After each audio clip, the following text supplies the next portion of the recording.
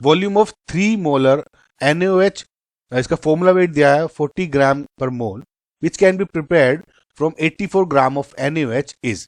देखिए मोलैरिटी दी हुई है और आपको बेसिकली वॉल्यूम पता है। थोड़ा सा बहुत अगर आपको कंफ्यूजन हुआ होगा तो इस फॉर्मूला वेट की वजह से हुआ होगा। देखिए normally it's nothing but the molecular weight, okay.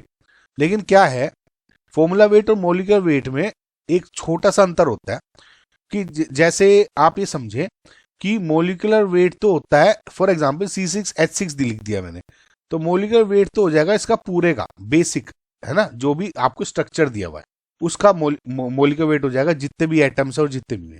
Formula wait क्या होता है कि बेसिक, सबसे बेसिक जो एंटिटी होगी, जैसे CH इस तरह से लिख के अगर ऑर्डर में है तो वो फॉर्मूला वेट हो जाएगा। मतलब जो एटम दिए हुए हैं सिर्फ उनका एटॉमिक मास ऐड कर दोगे तो फॉर्मूला वेट हो जाएगा।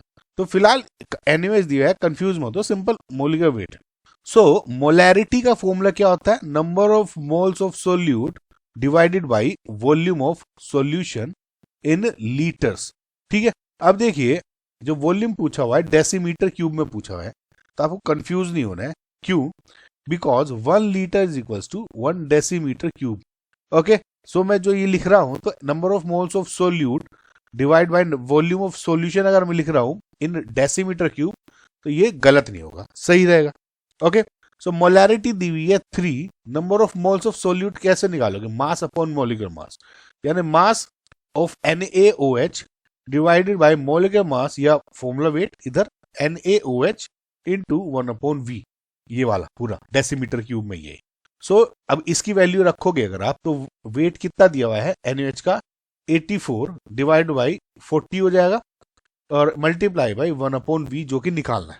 ओके, सो यहां से V इक्वल्स टू क्या हो जाएगा, इनको इक्वेट करके 84 divide by 40 into 1/3। Okay guys, so इसको जब आप पूरे को कैलकुलेट करते हो आपकी वैल्यू आ जाएगी 0.7 डेसीमीटर क्यूब। 10⁻⁻1 में पूछा है तो इसको कैसे लिख सकते हो, 7 इंटू 10⁻⁻1 डेसीमीटर क्यूब, तो यहां हो जाएगा 7। ओके गाइज, आई होप आपको समझ में आएगा।